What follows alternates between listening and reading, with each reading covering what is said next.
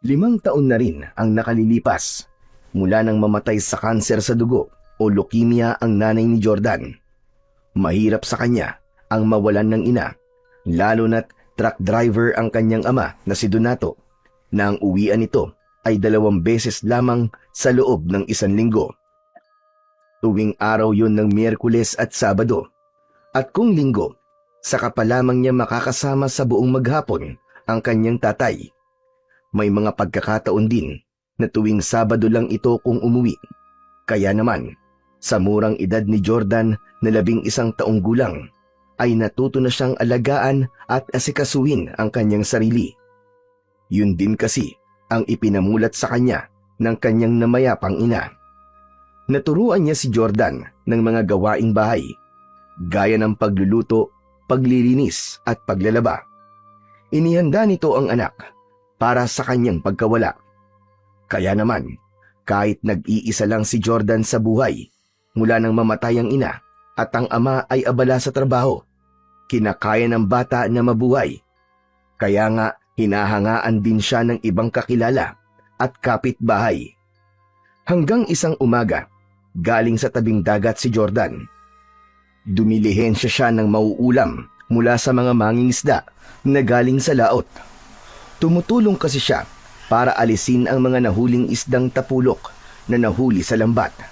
Siyempre, may kabahagi siya dahil sa ginawa niyang pagtulong na maaari niyang iprito o ihawin para meron siyang ulam. Papauwi na siya galing sa tabing dagat nang makasalubong niya ang kaibigang si Tikboy. Uy! Buti nakita kita, Pards! Bakit, Tikboy? May kailangan ka ba sa akin? Wala naman. Kasi nga, dumating na ang tatay mo eh. Tapos tinatanong ka niya sa akin.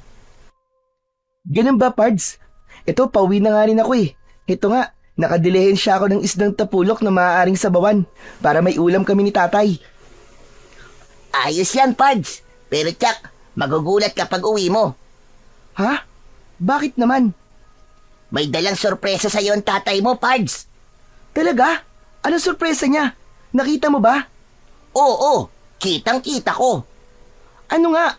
Sinasabik mo naman ako eh. Malalaman mo rin pag uwi mo, kaya bilisan mo na para makita mo yung dala niyang sorpresa.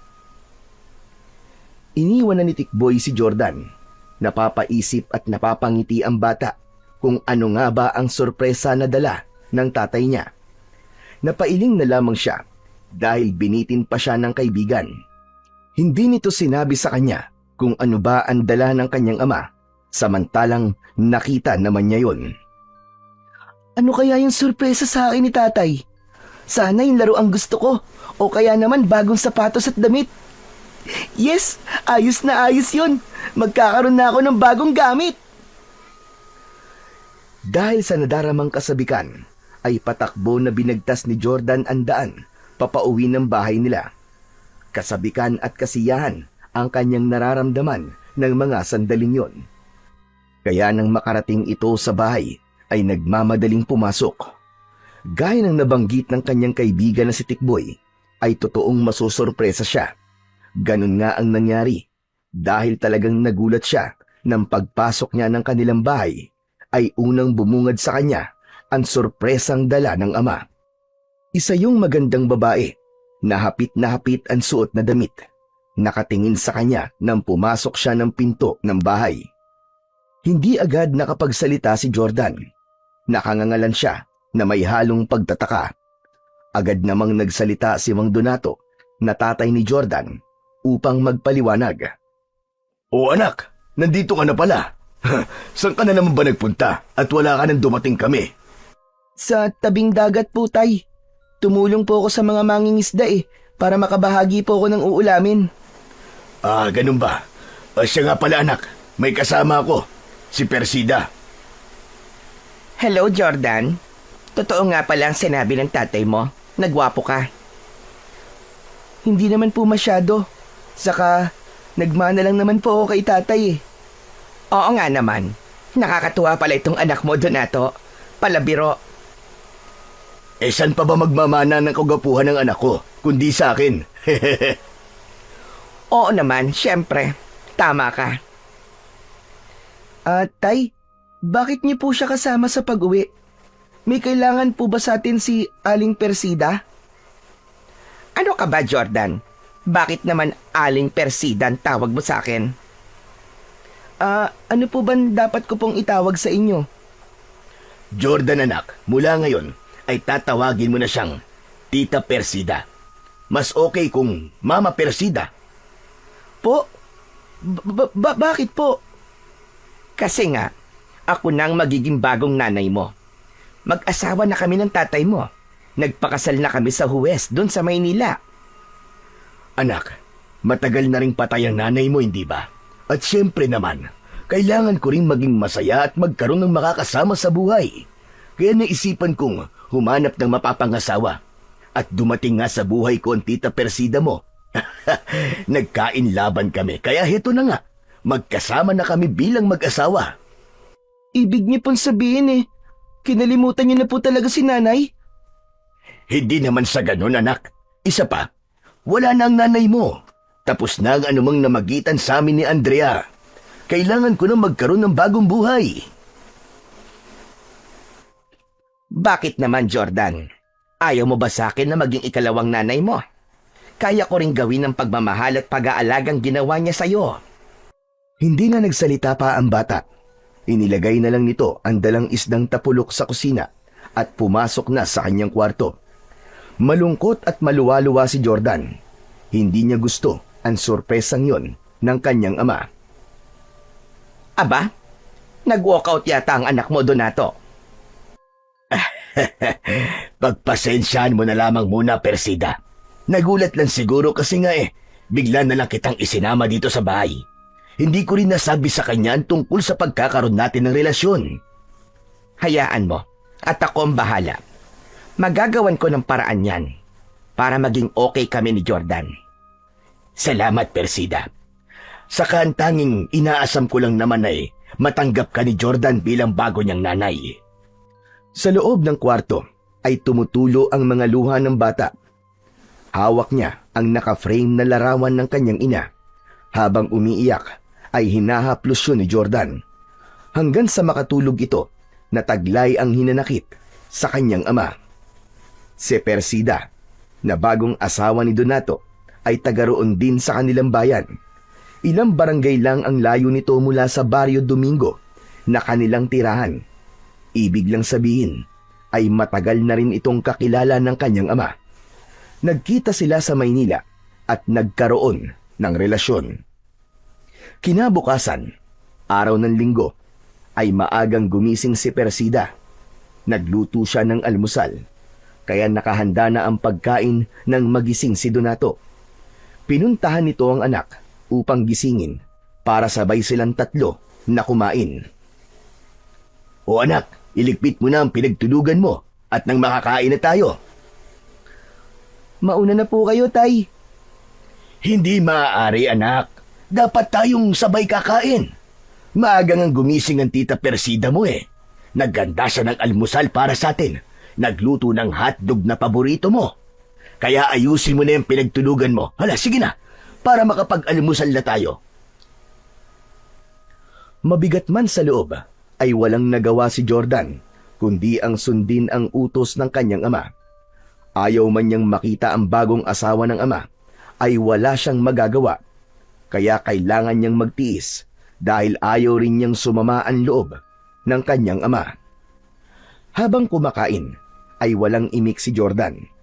Bagamat manaka-naka, ay kinakausap siya ng kanyang Tita Persida. Jordan, anong gusto mong ulam sa tanghalian? Kahit ano po. Wala akong alam na kahit na ano. Ano nga, Jordan? Anong gusto mo? Hindi naman mapili sa pagkain ng anak ko, Persida. Kaya ikaw na ang bahala kung anong gusto mong lutuin. O siya, sige. Mag-aadobo na lamang ako ng manok. At tsak magugustuhan niya yon. Tuloy lang sa kanyang pagkain ang bata. Hindi siya interesado sa kahit na ano pang lulutuin ng kanyang Tita Persida. Masakit pa rin sa loob niya na pinalitan na ng ama niya ang kanyang ina. Bilang bata, ay sadyang hindi yun madaling tanggapin. Dahil araw yun ng linggo, at pahinga ni Donato sa trabaho, kaya nasa loob lang ito ng bahay, kasama sa silid si Persida. Kaya mas pinili ng bata na mamalagi naman sa labas, kasama ang kaibigan si Tikboy. Biniro pa nga siya nito nang magkita sila. O ano, Pards? Kumusta yung sorpresa sa'yo ng tatay mo? Ayoko ng sorpresa niya sa akin, Pards. Hehe, ayaw mo sa bago mong nanay? Isa lang ang nanay ko, Pards. Si Nanay Andrea lang. Walang papalit sa kanya. Pero may bago ng asawa ang tatay mo eh. Kaya nanay mo na rin siya. Basta, ayoko sa kanya. Eh paano nga yan? Kung bagong asawa na siya ng tatay mo, ibig sabihin, siya na ang makakasama mo sa bahay niyo araw-araw. Siya na ang kapalit ng nanay mo. Napakunot ang noo ni Jordan sa sinabi ni Tikboy. Hindi niya naisip ang bagay na yon. Kung asawa na nga ito ng tatay niya, ibig sabihin, araw-araw niya na itong makikita dahil sa kanila na yon titira. Oh, ano nangyari sa'yo, Pards? Ba't nawalan ka ng ibu dyan? Eh paano nga kung tama ka, Tikboy? Ibig sabihin pala, makakasama ko na lagi sa bahay yung bagong asawa ng tatay ko. Ang bagay na yon, ang lubos na ikinakabahala ni Jordan, ay siya nga palang mangyayari. Dahil kinabukasan, araw ng Lunes, ay maagang umalis ng bahay ang kanyang ama. Madilim pa nun at narinig niya na nag-uusap ang tatay niya at si Persida. Nagpapaalam ang tatay ni Jordan dahil kailangan ng bumalik sa trabaho. Hindi nito kasama ang bagong asawa, kaya ibig lang sabihin nun ay maiiwan ito sa kanilang bahay. Sapagkat maaga pa nang umalis ang tatay ni Jordan, ay nakatulog uli siya. Kaya lang, nagising siya sa kalabog at sipa sa kanyang paa. Nagulat pa siya sa ginawa ni Persida. Hoy! Hoy! Aba, umaga na. Bumangon ka na nga riyan. Tumayo ka na. Tama na ang kakatulog at huwag kang batugan. Ha? Bakit po? Inaantok pa po ako eh. Anong inaantok ang sinasabi mo? Huwag kang maarte, Jordan, ha? Bumangon ka na riyan. Kung ayaw mo, tatamaan ka sa akin. Bakit po ba? Aba, ang dami mo pang tanong, ha? Inaantok pa nga po kasi ako. Dati naman pwede po ako matulog ng mahaba eh, at hindi bumangon ng maaga. Noon yon, iba na ngayon. Kailangan maaga kang gumising dahil marami ka pang dapat gawin. Po, ano pong gagawin ko? Maglilinis ka ng bahay, tapos laban mo yung mga damit kong marurumi. Ang sabi kasi ng tatay mo, marunong ka sa gawaing bahay. Ibig sabihin, gagawin niyo po akong katulong? Bakit? Hindi ba pwede? Gagawin ko kung anong gusto ko. Makakarating to kay tatay. Nagpapatawa ka ba? Wala ang tatay mo. Sa susunod na linggo pa ang uwi niya. Kahit na, isusumbong kita sa kanya dahil sa gusto mong ipagawa sa akin. Eh di magsumbong ka sa lela mong panot. Gusto mo samahan pa kita eh. Saka para sa kaalaman mo, may permiso ng tatay mo yung ginagawa kong ito. Siya pa nga ang may sabi sa akin na maaari kitang utusan. Hindi ako naniniwala sa'yo. Hindi yung gagawin ni tatay. Bahala ka kung ayaw mo maniwala. Basta ako, gagawin ko lang yung sinabi niya sa akin na maaari kitang utusan. Kaya tumayo ka na riyan para masimulan mo na ang paglilinis nitong bahay. Tapos mamaya maglalaba ka at ikaw rin ang magluluto ng pagkain natin. Eh kayo, anong gagawin niyo? Problema ko na yon. Wala kang pakialam. O ano? Tatanga ka na lang ba dyan? Baka samain ka na sa akin. Kinuha ni Persida sa kanyang paa ang tsinelas. O ano? May reklamo ka ba? O makakatikim ka ng palo nitong aking tsinelas? Nakita ni Jordan na hindi nagbibiro si Persida. Dahil ayaw din niyang mahataw ng tsinelas, kaya tumayo na lang ang bata para sundin ang utos ng kanyang madrasta. Mula sa araw na yon, ramdam ng bata na yun na ang simula ng kanyang kalbaryo. Magkakaroon na ng malaking pagbabago ang takbo ng kanyang buhay. Totoo ba sinasabi mo, Jordan? Ginawa kang katulong ng tita Persida mo? Oo, Tikboy, tama ka. Kaya nga hindi ka agad ako makaalis ng bahay. Kasi, ang dami niyang ipinag-uutos sa akin. Ang daming pinapagawa sa akin. Paano ka nakaalis kung marami siyang pinapagawa sa'yo? Hinintay kong makatulog siya. Nang makatulog siya, ayun, tinakasan ko. Grabe! Ang sama naman ng ugali ng tita Persida mo. Tama ka. Masama talaga. Lalo siya nakakagalit. Dapat yan, malaman ng tatay mo. Hindi ko nga alam kung totoo ba yung sinabi niya eh. Na may permiso daw ni tatay yung ginagawa niyang pag-utos-utos sa akin. Hindi naman siguro gagawin yun ng tatay mo, no? Na maging katulong ka? Papayag ba yun ng ganon? Ewan ko. Hindi ko rin alam kung ano ba ang totoo. Kung talaga bang okay lang kay tatay na gawin akong katulong ng bago niyang asawa. Alam mo, Jordan, wag mo nang isipin yan. Mabuti pa, maglaro na lang muna tayo. Oo nga, buti pa nga. Gusto ko yung larong shato. O sige, gusto ko rin yun. Miss ko nang sumigaw ng, Shato! Ayos, sige. Hahanap lang ako ng patpat at kapirasong kahoy na gagamitin natin sa paglalaro. Nalibang ang dalawang bata sa paglalaro ng shato. Hindi na nila namalayan ng oras. Malapit ng dumilim. Saka pa lang nila nalaman na matagal na silang naglalaro. Naku, lagot! O bakit, Jordan? Malapit ng dumilim, Pards. Baka mamaya pagalitan ako ng babaeng yun. Sabihin mo, nakipaglaro ka lang. Uuwi na muna ako. Gusto mo samahan na lang kita? Ako magpapaliwanag kung bakit di ka kagad nakauwi. Hindi na. Ako na lang. Kaya ko nang gawin yun, Pards. Ako na magpapaliwanag sa kanya kung bakit hindi kagad ako nakauwi. May kaba sa dibdib na umuwi si Jordan. Medyo malayo pa siya ay nakita na niya na nakaabang sa may pinto ng bahay si Persida. Kaya nang makalapit siya ay mataas ang boses at kasama rin ang pagtaas ng kilay na kinumpronta niya ang bata. Bakit ngayon ka lang, ha? At saan ka galing? Kwan po eh. Sa kaibigan ko po, nakipaglaro lang po ako. Ayon! Sinasayang mo lamang ang oras sa paglalaro. Pero yung mga trabaho dito sa bahay, tinatakasan mo. Dati naman po ako nakikipaglaro sa kaibigan ko eh. Ilang ulit ko bang sasabihin sa'yo na iba noon at lalong iba ngayon? Dahil kung dati ikaw lang ang nasusunod sa gusto mo, dahil walang nakikialam sa'yo, iba na ngayon. Dahil may pakialam na ako sa mga gagawin mo. At hindi pwede sa akin ang katamaran mong yan.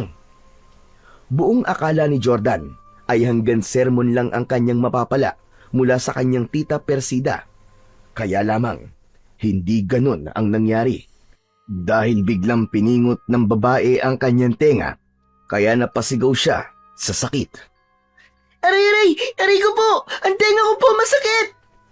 Talagang masasaktan ka sa akin dahil hindi mo ako sinusunod. Pero naglaro lang naman po ako.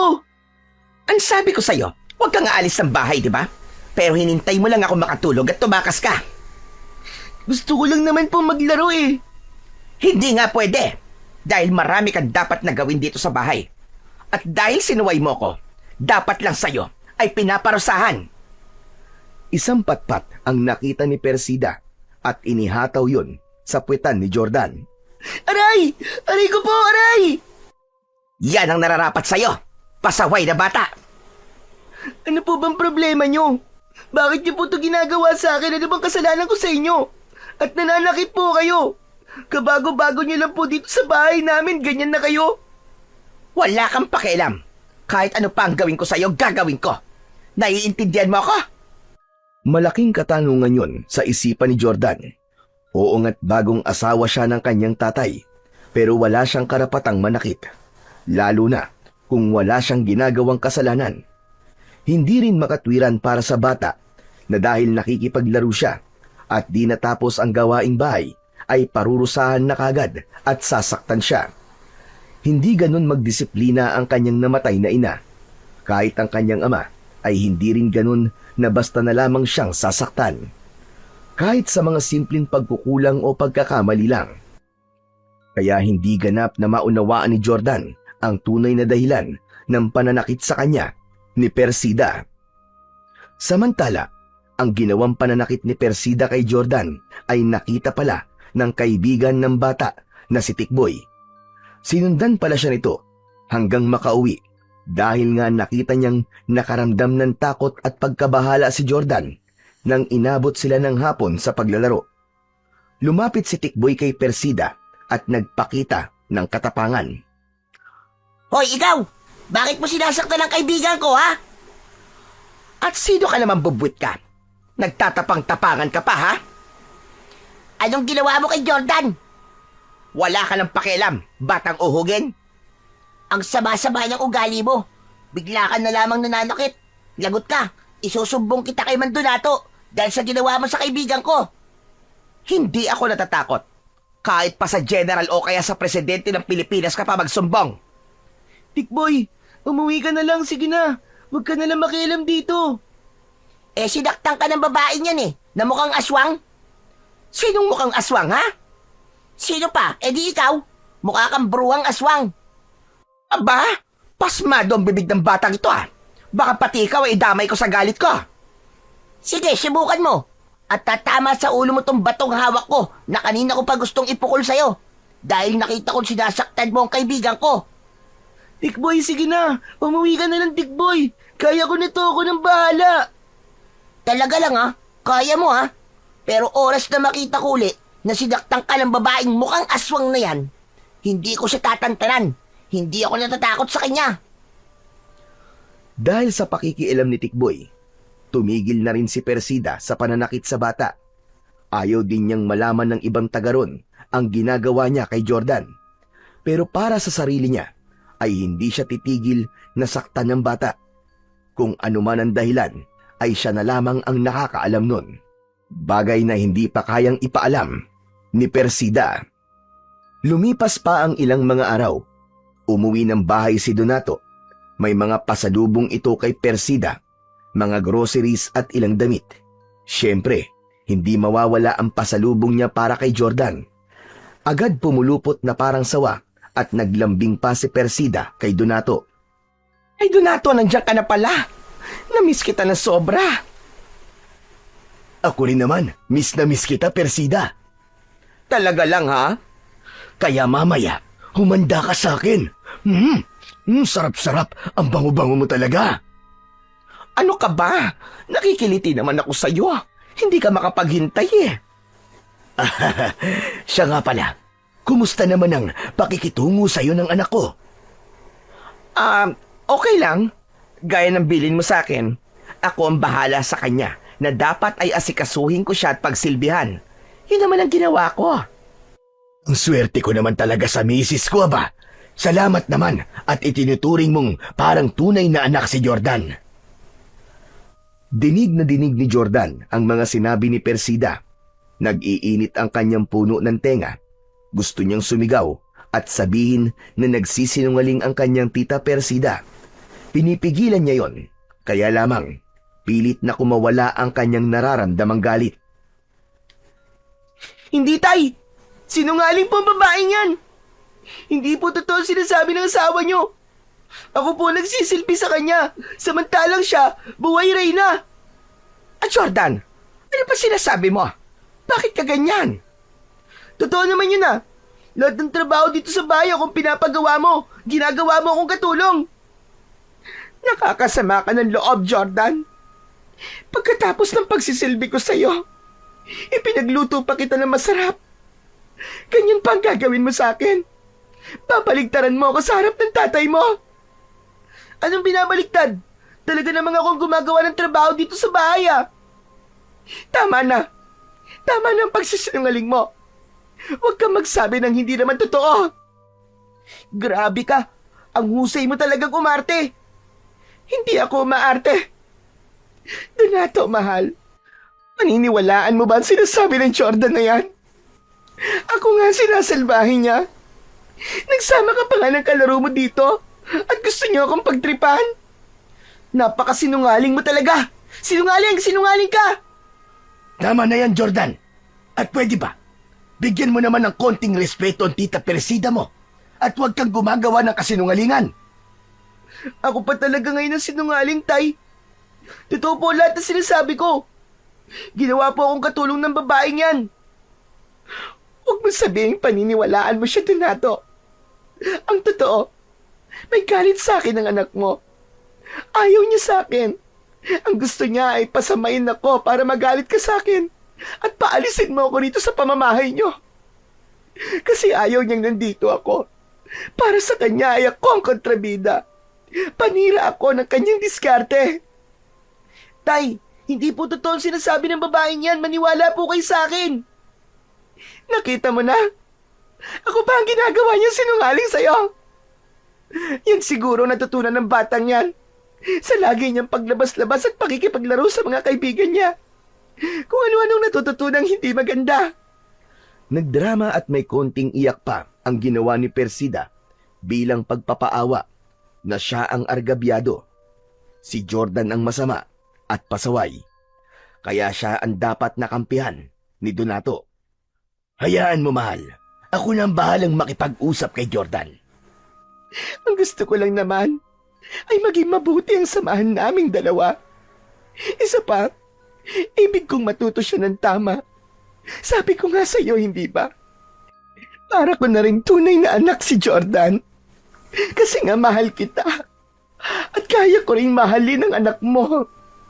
Piimbagang at tila nagngangalit ang mga ngipin ng bata sa mga kasinungalingang naririnig niya mula sa bibig ng bagong asawa ng kanyang ama. Kaya lang, ayaw niya nang gumawa pa ng eksena, kaya nagtingpi na lamang siya. Lihim namang napapangiti si Persida dahil ramdam niyang siya ang pinaniniwalaan ni Donato. Nang kausapin nga ni Donato ang anak, ay napatunayan ng bata na mas pinaniniwalaan ito ang bagong asawa. Jordan, ayoko ng ginawa mo, ha? Tay, wala po akong masamang ginawa. Yung mga sinabi sa akin ng tita Persida mo, gusto mong paalisin siya rito. Kaya kung ano-anong sinasabi mo masama tungkol sa kanya. Imposible. Talagang mas naniniwala kayo sa kanya, Tay. Kilala ko ang tita Persida mo. Tay, anak niyo po ako. Hindi niyo po ba ako kilala? Kung sino po sa amin ang higit na nagsasabi ng totoo? Tama na, Jordan, tama na.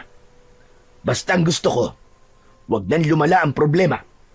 Sundin mo na lamang ang gusto ng tita Persida mo dahil alam niya ang mas tama. Saka sabi ko nga pangalawang nanay mo na siya at dapat igalang mo siya at sinusunod mo.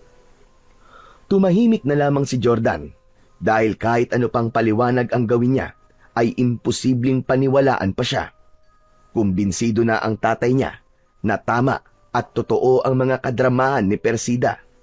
Kaya naman, ikinalungkot ni Jordan ang bagay na yon dahil nga wala nang tiwala sa kanya ang kanyang ama. Marahil sadyang plano yon ni Persida na gagawin ang lahat, magkasira lamang sila ng kanyang ama. Nang sumunod na araw, ay kailangan bumalik muli ni Donato sa pagmamaneho ng truck, kaya ilang araw ulit itong mawawala. Ibig sabihin, sila ng kanyang tita Persida ang muling magkakasama. Alam na niya ang ugali ng kanyang madrasta at hindi niya na ito pagtitiwalaan. Ramdam ni Jordan na may ibang plano ang babaeng ito at pakiwari niya, hindi nito totoong mahal ang ama, kundi may ibang dahilan kung bakit siya nakisama. O paano ba yan? Wala na uli ang tatay mo. Kaya siguro naman, alam mo na ang dapat mong gawin. Ang sama niyo. Ang sama-sama niyo. Ha! Ganon talaga. At wala kang pakialam. Saka narinig mo naman siguro yung mga sinabi ng tatay mo, di ba? Kung sino ang dapat mong sundin at paniwalaan. Sinabi lang yun ng tatay ko. Pero hindi ko yung gagawin. Dahil sinungaling ka. Sinungaling! Eh di sige. Kung gusto mong magmatigas, ikaw rin ang kawawa. Sino ba sa atin ang paniniwalaan ng tatay mo? Hindi ba't ako yon? Ano ba talaga ang kailangan mo sa tatay ko, ha? Sa akin na lang yon. Ba't ko naman sasabihin sa'yo? Nako, ba't ko ba kailangan makipagtalo? Wala naman akong mahihita sa'yo, no? Kung ano man ang plano mo, hindi ako papayag na mangyari yon. Nagbabanta ka ba? Hindi. Kundi sinasabi ko lang sa'yo. Kasi wala akong katiwa-tiwala sa'yo. Hindi ko nga alam kung ano nagustuhan ng tatay ko sa'yo eh. napakasama ng ugali mo. Ugaling basura. Sige, sabihin mo na kung anong gusto mong sabihin. Basta ako, wala akong pakialam sa'yo. Isa pa, wala kang magagawa sa ibig kong mangyari. Baka hindi mo kilala kung sino ang kaharap mo. Nagpipigil lang ako sa iyong bata ka. Pero ang totoo, gigil na ako sa iyo. Gustong gusto na kitang kainin ng buhay. Napaurong si Jordan sa matatalim na tingin ni Persida. Dumidilim din ang mukha nito. Napalunok ang bata.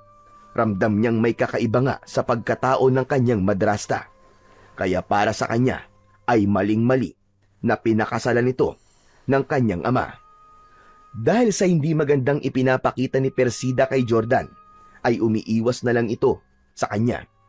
Mabigat man sa loob, ay sinusunod ang mga utos nito.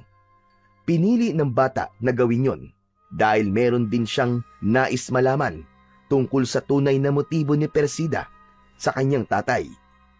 Hindi ko pwedeng pabayaan si tatay. Alam kong may ibang gustong gawin ng babaeng pinakasalan niya.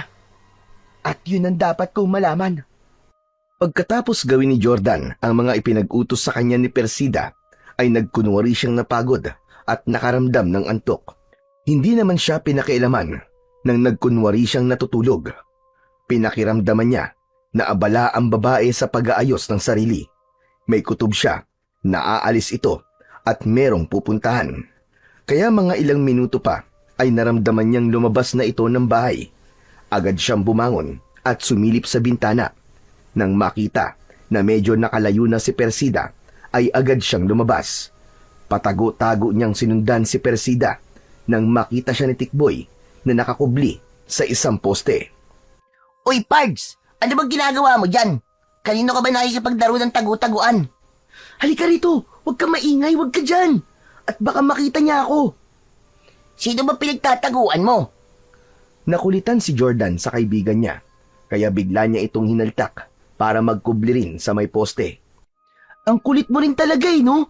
Sabi ko na nga huwag ka dyan dahil baka makita tayo. Sino ba kasing pinagtataguan mo? Siguro tita Persida mo, no? Nakasalubong ko nga siya. Ang kapal ng makeup Tapos parang naligo ng pabango. Saan ba ang punta nun? Hindi ko nga alam Tara, samahan mo na lang ako at susundan natin siya. Saan nga? Hindi ko nga rin alam. Basta, sundan na lang natin siya. Pumayag naman si Tikboy na sundan nila si Persida. Doble ingat ang ginawa ng dalawa sa pagsunod nila sa babae. Kailangan hindi sila makita at malaman na may sumusunod sa kanya. Ayun, Pards. Tumambay sa may tindahan. Ano kayang gagawin niya dun? Nako, naloko na. May hinihintay pala siya.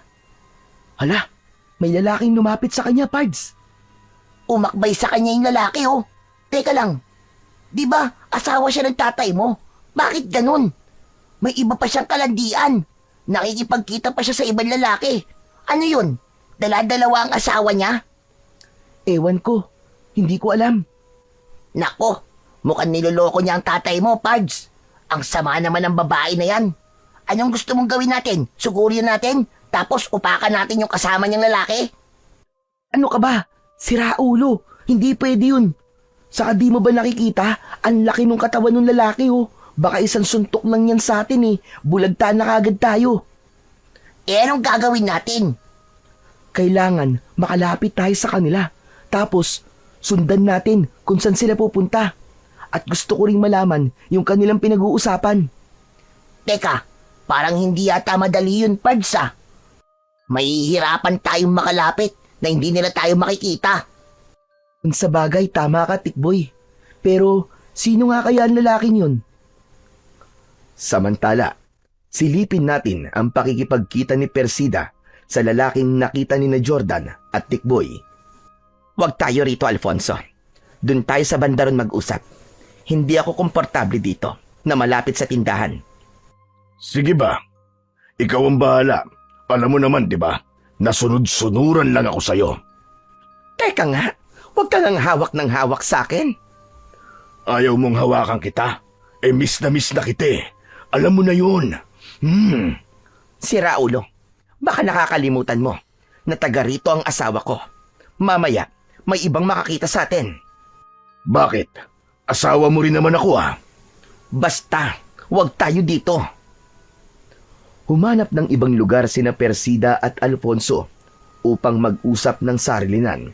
May mga mahalagang bagay silang dapat pag-usapan. Anong balita sa plano mo, Persida? Kailan mo madidispatch ang lalaking yon? Kumikilos na ako, Alfonso. Konting panahon na lamang. Basta, tiyakin mo lang na sa lalong madaling panahon ay madidispatcha mo na siya. Oo, Alfonso. Sinabi ko na ngang ako ang bahala doon. Saka kailangan natin ang bahay niya. Doon tayo titira kapag nawala na siya. Yung anak naman niya, madali na nating magagawa niyo ng paraan.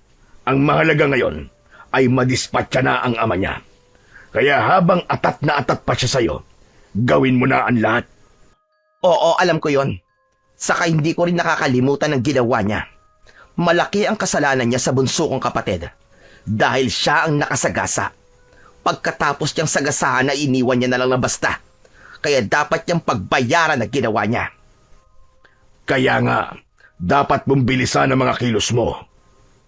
Ang totoo nga napipikon na rin ako doon sa bata. Gusto ko lang ipakita sa kanya ang totoong ako.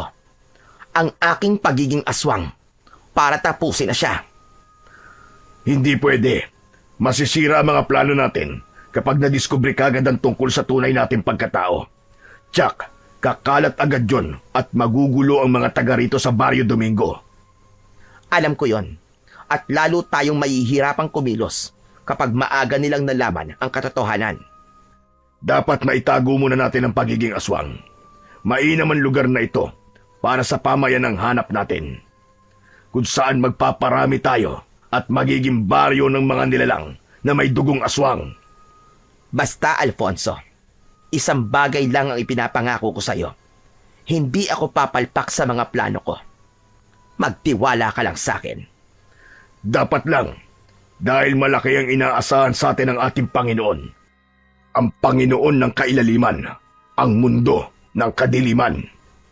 Dahil walang nagawa sina Jordan at Tikboy na marinig ang pag-uusap nina Persida at Alfonso, kaya nauna nang umuwi ng bahay ang bata. Masama ang tingin sa kanya ni Jordan nang pumasok ito ng bahay. Bakit ganyan ka kumakatingin sa akin, Jordan? Ano bang problema mo? Wala. Pero mukhang kayong may problema. Wala akong problema. Ang saya ko nga Manluloko ka talaga. Ano ba sinasabi mo, ha? Akala mo yata hindi ko alam ang ginagawa mo Gumagawa ka na naman ng kung anong kwento na sasabihin mo sa tatay mo. Habang nagtatalo sina Persida at Jordan, ay biglang nagring ang cellphone ng babae. Sinagot niya yon. Nanlaki ang mga mata at nagulat si Persida sa natanggap niyang balita. Napatingin ito kay Jordan. Nakakunot naman ang noo ng bata na may pagtataka. Bago pa magtanong si Jordan, ay una nang nagsalita ang babae. Hindi na makakauwi pa ang tatay mo, Jordan. Bakit hindi na siya makakauwi? Wala na ang tatay mo. Ha? Ano pong wala na? Patay na si Donato. Na-aksidente ang minamaneho niyang truck. Bumanggayon at hindi nakaligtas ang tatay mo. Patay na siya. Hindi. Hindi po totoo yan. Hindi po totoo yan. Ano bang hindi totoo? Mismong boss niya ang tumawag sa akin. Tumakbo palabas ng bahay si Jordan. Umiiyak ang bata at hindi alam kung ano ang gagawin. Samantala, isang malaking ngiti ang sumilay sa labi ni Persida. Nangyari na nga ang kanyang pinakaaasam. Yun ay ang mawala si Donato. Katuparan yun ng kanyang plano. Mabisa ang gamot na ibinigay ko kay Donato. Siguro naging antukin siya dahil sa gamot at sinabi kong bitamina yon para lumakas siya at laging gising sa biyahe. Pero ang totoo, makakaramdam siya ng matinding pagkaantok. Marahil ay nakatulog siya habang nagmamaneho. Kaya ayon, na-aksidente. Tapos na ang una kong plano. Tiyak, matutuwa nito si Alfonso. Samantala, Dahil sa labis na sakit na nararamdaman ni Jordan, ay nagpunta siya sa isang lugar na madalas nilang puntahan ni Tikboy kapag gusto nilang magkwentuhan at pag-usapan ang kanilang mga pangarap. Doon niya ibinuhos ang kanyang sama ng loob, ang kanyang kalungkutan sa pagkawala ng kanyang ama. Alam niyang hindi biro ang sinabi ng kanyang tita Persida. Gusto ni Jordan na sumigaw ng mga sandaling yon dahil sa sakit na kanyang nararamdaman. Walang tigil ang pag-agos ng luha ni Jordan, kaya hindi niya naramdaman ang paglapit ng kaibigan si Tikboy. Nagtaka ito dahil nun lang niya nakita na umiyak ng ganun katindi si Jordan. Sa pamamagitan ng paputol-putol na kwento habang umiiyak, ay nalaman ng bata ang dahilan ng kalungkutan ng kanyang matalik na kaibigan.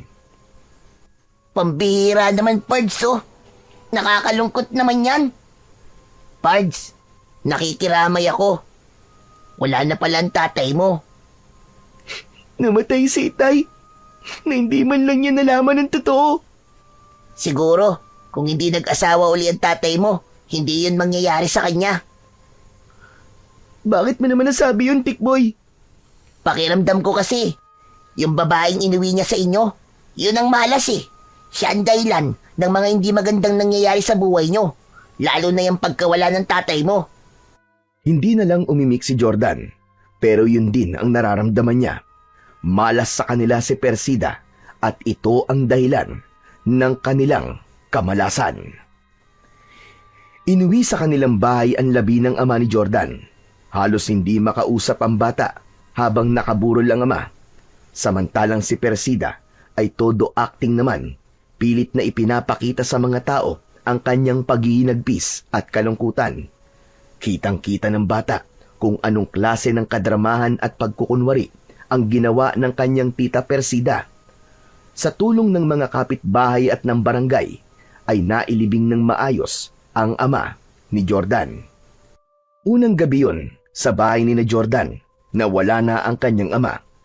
Hindi niya inaasahan na sa pagkakataon ding yun, ay pupunta ang lalaking nakita nila ni Tikboy. Anong kailangan mo? Bakit ka nandito? Makikipaglamay sana ako. Kaya lang, nailibing na nga pala ang tatay mo. Kilala kita. Ikaw yung nakita namin nakasama ni Persida. Teka, wala kaya tang paggalang sa kanya. Tita Persida dapat ang itawag mo. Hindi siya karapat-dapat sa anumang paggalang. Dahil masama siya. Manluloko siya. Niloko niya ang tatay ko. May alam ka na pala. Lumapit sa kanila si Persida. Mukhang inaasahan na ang pagdating na yon ni Alfonso. Halika, pumasok ka dito sa loob. Hindi siya pwedeng pumasok sa loob ng bahay. Alam kong may relasyon kayong dalawa. Ano naman ngayon?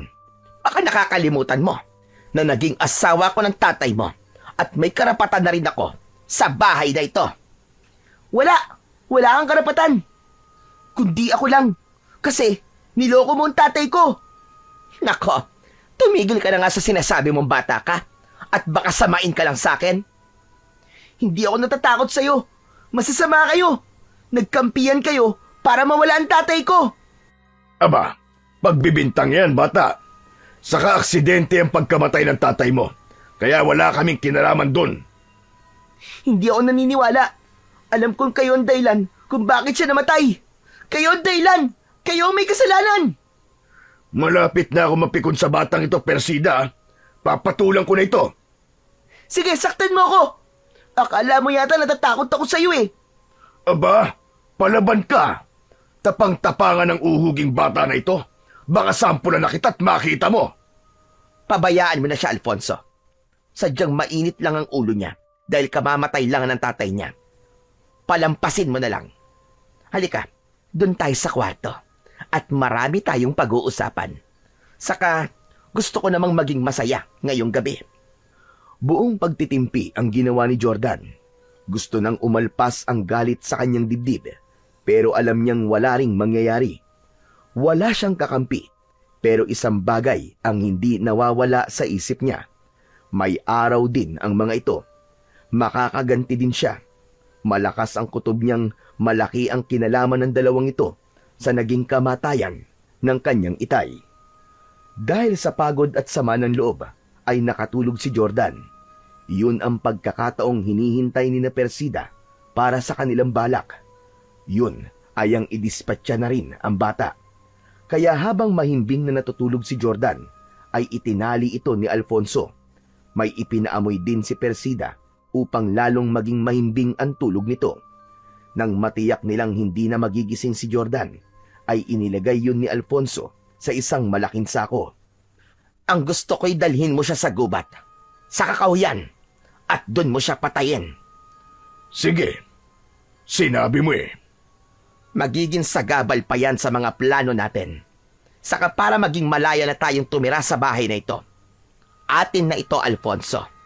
Masisimulan na rin natin ang iba pa nating gagawin sa baryong ito. Sige na, kailangan ko nang umalis habang madilim pa. Mamaya lang mag-uumaga na. Mas mahihirapan akong dalhin ito sa gubat kapag maliwanag na dahil maraming makakakita sa akin. O siya, sige. Basta tiyakin mo lamang na hindi na makakabalik pa yang si Jordan dito. Kaya ikaw na ang bahala sa kanya. Oo, alam ko na ang gagawin ko sa kanya. Binuhat na ni Alfonso si Jordan upang dalhin ito sa gubat at dun ito tapusin. Kailangang bago mag-umaga ay tapos na niya ang kanyang trabaho. Nang makarating ito sa gubat ay nagsisimula ng lumiwanag. Nang sa di inaasahan ay may naramdaman siyang tila may iba pang tao sa lugar na yon. Kaya bahagyang nabahala si Alfonso. Naisip niya na napakaaga pa para magkaroon ng ibang tao sa lugar na yon. Naisip din niya na posibleng sa gubat nagpalipas ng magdamag ang mga taong naririnig niya. Bigla niyang naisip kung paano niya papatayin si Jordan. Tsak na makikita ang sako na kinalalagyan ng bata. Nakarinig siya ng agos ng tubig. May malapit na ilog sa lugar na yon. Kaya naisip niyang sa ilog na lang niya ihuhulog si Jordan na nasa loob ng sako. Kapag naihulog niya sa ilog ang bata, ay maaaring mamatay ito sa pagkalunod. Hindi rin agad makikita ng mga taong naroon dahil aanurin ng agos ang sako kung saan nakasilid ang bata. Kaya yun na nga ang ginawa ni Alfonso. Ipinaanod na lamang niya sa umaagos na ilog si Jordan para doon na rin ito bawian ng buhay. Saka nagmamadaling umalis na si Alfonso para bumalik kay Persida na naghihintay sa kanya.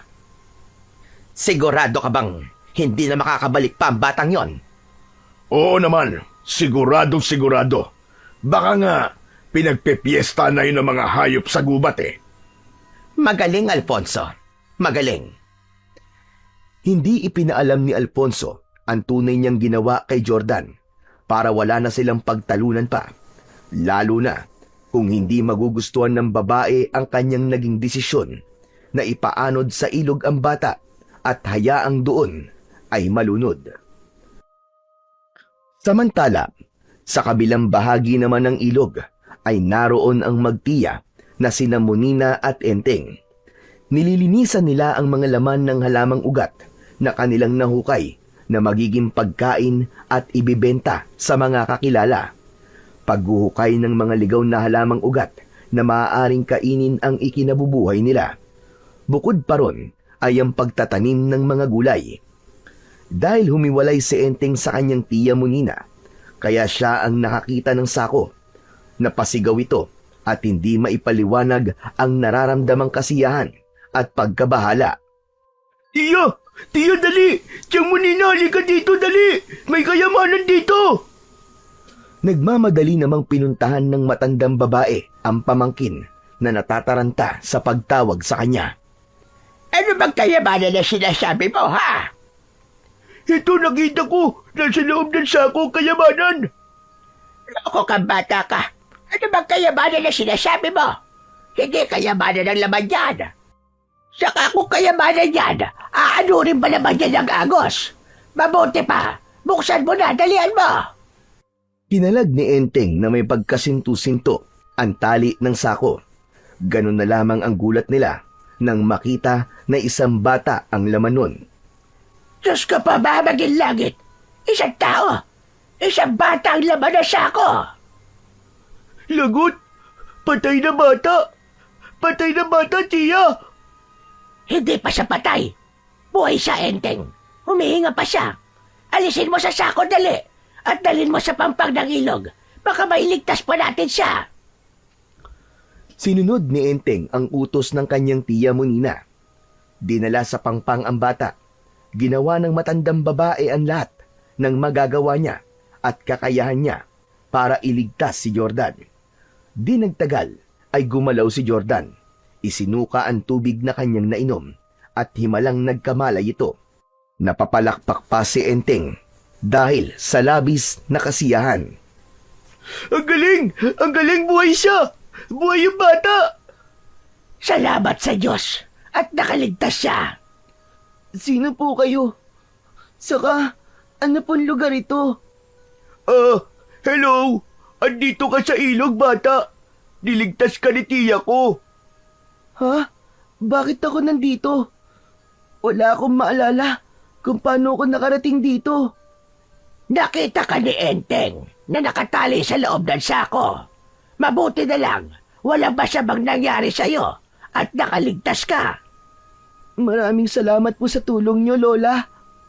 Lola Monina, yun ang tawag mo sa akin. At siya naman ang pamangking ko na si Enteng. Wala ka bang maalala kung bakit ka nasa loob ng sako? Nakatingin lamang si Jordan kay Lola Monina. Pilit niyang inaalala ang mga pangyayari. Sa kanyang gunita ay bumalik ang alaala niya na nakatulog siya pagkatapos ng libing ng kanyang ama. Ang tungkol sa pagkakasilid niya sa sako ay posibleng kagagawan ni na Persida at Alfonso. O ano bata, may naaalala ka na ba? Opo, Lola Monina. Naalala ko na po. Napakasama talaga nila. Sila ang may kagagawan kung bakit ako nandito sa gubat at kung bakit ako naanod sa ilog. Kagagawan nila yon. Gusto nila akong patayin. Awa ang naramdaman ni na Lola Monina at Enteng para kay Jordan. Lalo na nang makita nilang nagsimula ng umagos ang luha ng bata dahil sa matinding paghihirap ng kanyang kalooban. Galit ang namumuo sa dibdib niya para sa mga taong gustong mamatay siya. Hindi na muna nag-usisa pa si Lola Monina. Ramdam niya ang paghihirap ng kalooban ni Jordan, kaya minabuti nilang umuwi na muna. Nilikom na rin muna ni Enteng ang mga lamang ugat na kanilang hinugasan sa ilog para iuwi ang mga ito. Dahil mahina ang katawan ni Jordan, ay inalalayan naman siya ni Lola Monina habang naglalakad papauwi. Pagdating sa kanilang bahay, ay naghanda muna ng pagkain si Lola Monina dahil alam niyang gutom ang bata. Dahil may natira silang ulam na tapang usa, kaya kanin na lamang ang niluto ng matandang babae. Maraming nakain si Jordan dahil sa matinding gutom. Pagkatapos kumain at makapagpahinga, ay kusa ng ikinuwento ni Jordan kina Lola Monina at Enteng ang mga pangyayari. Nakaramdam din ng galit ang matanda para sa mga taong gumawa ng masama sa bata. Talagang sagana na ang kasamaan sa panahon ngayon. Kaya nga pinili namin ni Enteng at tumira na sa malayo sa mga tao. Dahil hindi mo na alam kung sino ang dapat pang pagkatiwalaan. Sama naman nila, Jordan. Dapat dito ka na lang sa amin eh. Kasama si Tia Monina. Kasi mabait kami. Oo, Enteng. Alam kong mababait kayo. Dahil nga tinulungan niyo ako. Ang mga taong sinasabi mo, dapat silang mawala, Jordan. Dahil kung mabubuhay pa sila, marami pa silang gagawing kasamaan. At may mga tao pa silang ipapahamak. Hindi ko lang po sila gustong balikan at gantihan. Kundi kailangan ko din pumabawi sa kanila ang bahay namin. Nainiwan po ng aking amatina. Para po sa akin yun. Dahil pinaghirapan po yun ng mga magulang ko. Kung sa bagay tama ka sa parte na yan, hindi dapat mapunta sa kanila ang bahay na galing pa sa mga magulang mo. Samantala, Sa Barrio Domingo, sa bahay na iniwan ni Jordan kung saan nakatira sina Persida at Alfonso, nagsasaya ang mga ito. Ipinagbubunyi nila ang kanilang tagumpay sa kanilang mga plano. Magiging malaya na tayo, Alfonso. Wala nang makikialam sa atin ngayon. Kaya atin na ang lugar na ito. Maaari na nating isama dito ang iba pa nating mga kauring aswang. At dito natin pagpaplanuhan ang iba pa nating gagawin sa baryong ito. Tama ka. Sabik na rin ng mga kalahi nating gawin ang kanilang mga gusto. Lalo na ang palaganapin ng ating pagiging aswang sa lugar na ito. Maya-maya pa, habang nag-uusap ang dalawa, ay nagbago na ang kanilang mga anyo. Handa na nilang ipamala sa baryo ang kanilang tunay na katauhan at ipalasap ang kanilang kasamaan. Tayong mga aswang asmo ang siyang mga hari sa baryong ito. Kaya humanda silang mga taga rito.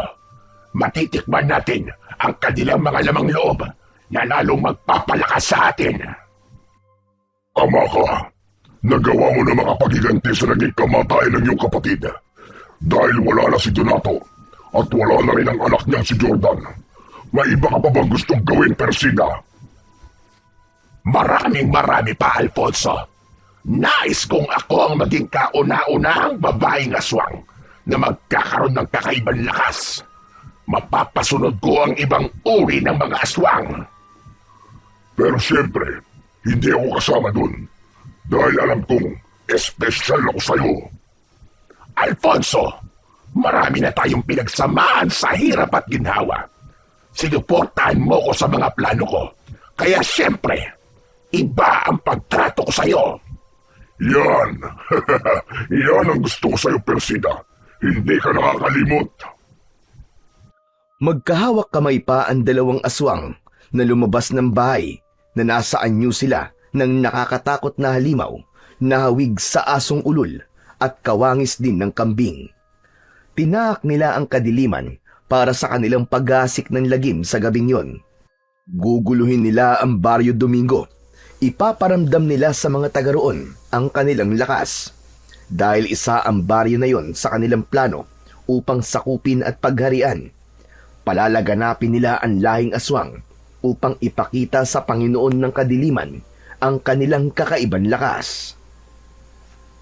Sa gubat kung saan naman kinukupkop ng magtiyahing Monina at Enteng si Jordan, awa ang nararamdaman nila para sa bata. Sa kabila ng murang isipan nito, ay hindi pala madali ang pinagdaanan nito. Nasaan si Jordan, Enteng? Tulog na po siya, Tia Monina. Kawawa naman pala si Jordan. Tatay na lang ang kasama, tapos ay namatay pa. Oo nga sabi niya, kasalanan nung bagong asawa. Kung totoo man yun, Enteng, talagang napakasama ng babaeng yon. Kaya nga dapat lang nating tulungan si Jordan. Tutulungan natin siya? Tama ka. Kailangan yun ni Jordan ngayon. Dapat magbayad ang mga taong gumawa sa kanya ng masama. Minsan nang naranasan ni Lola Monina ang apihin at gawan ng masama ng mga taong kanyang pinagkatiwalaan. Biktima ng kalupitan at pagiging abusado ng mga tao ang magtiya. Kaya nga, pinili na lang nilang manirahan sa gubat kung saan ay magkakaroon sila ng katahimikan. Kaya masakit para sa kanila ang mga ikinuwento ni Jordan dahil bumalik sa kanilang alaala ang minsan na nilang pinagdaanan. Napuno ng hinagpis at takot ang Barrio Domingo dahil sa ginawang kaguluhan ni na Persida at Alfonso. Kasama nila sa kanilang ginawang pag-asik ng lagim ang kanilang mga kauri at kapanalig na aswang.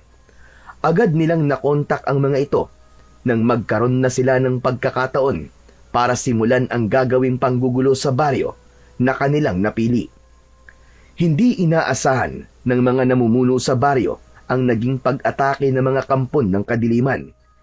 Hindi sila nakahanda, kaya marami sa mga residente doon ang nasugatan ng aswang. May mga namatay at nagkaroon ng problema sa isipan dahil sa trauma at matinding takot na pinagdaanan. Tagumpay! Tagumpay ang ating misyon, Alfonso.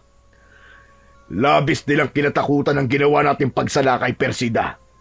Ang mga taong nasugatan ng ating mga kasama, hindi magtatagal. Sila man ay maaaring mahawa ng ating pagiging aswang. Kaya sa mga susunod na pagbilog ng buwan, mas magiging marami ang makakasama natin para mas mapalaganap ang takot at kasamaan dito sa baryong ito. Walang-wala nang makakapigil sa atin, Persida. Tuloy-tuloy ang ating tagumpay. Kaya ipagpapatuloy natin ang pagsasaya, Alfonso. Ilabas mo na ang ating masarap na pagsasaluhan. Mga laman loob ng taong ating naging biktima. Walang pagsidlan ng kasiyahan ng dalawa sa iniisip nilang pagtatagumpay. Para sa kanila, ang mga nangyayari na pumapabor sa kanila ay simula na upang ganap na nilang mapagharian ang baryong kinaroroonan nila. Hindi naman naging lingid kay Lola Monina ang mga nangyayari sa Baryo Domingo kung saan nanggaling si Jordan. Ipinaalam niya sa bata ang hindi magandang balita. Kung ganun po pala, Lola Monina, pinamumugaran na po ng mga kampo ng kadiliman ng aming baryo. Ganun na nga, Jordan. Nababalot na ng takot ang baryong pinanggalingan mo. Dahil yun sa mga aswang. Si Aling Persida at Mang Alfonso, alam kong sila ang may pakananan lahat.